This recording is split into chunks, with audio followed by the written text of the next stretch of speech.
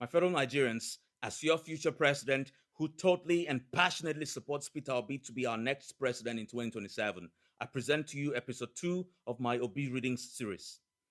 Episode 2 focuses on Obi's post about ending wasteful borrowing, which was posted on X at 4:33 p.m. today, September 9, 2025. Please listen as I read. While I was away on a short leave over the weekend, I received numerous messages about the nation's growing debt. Some of the messages even noted that some people in authority are expressing concern that the level has become worrisome. This is something I have been shouting and consistently warning about. Let me reiterate what I have consistently maintained. Nigeria cannot continue on this reckless path of borrowing without productivity. There is nothing wrong with borrowing. What matters is ensuring that every loan translates into real, measurable productivity.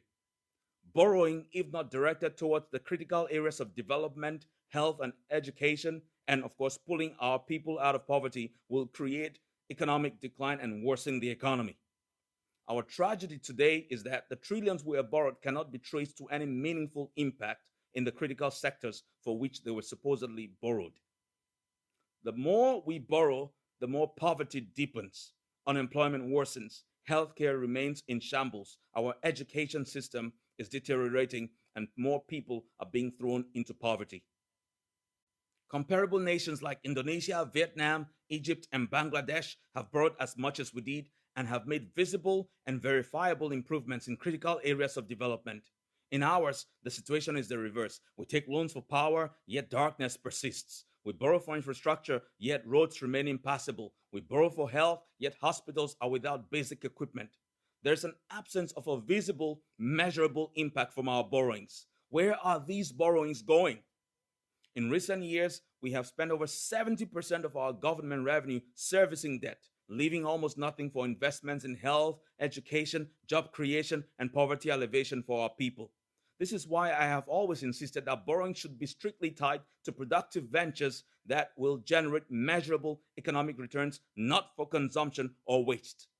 Just days ago, Bola Tinubu announced to the country that we have met our revenue target for the year. Yet he is in the news again today, attempting to borrow another 1.75 billion US dollars World Bank loan. This fiscal indiscipline must end.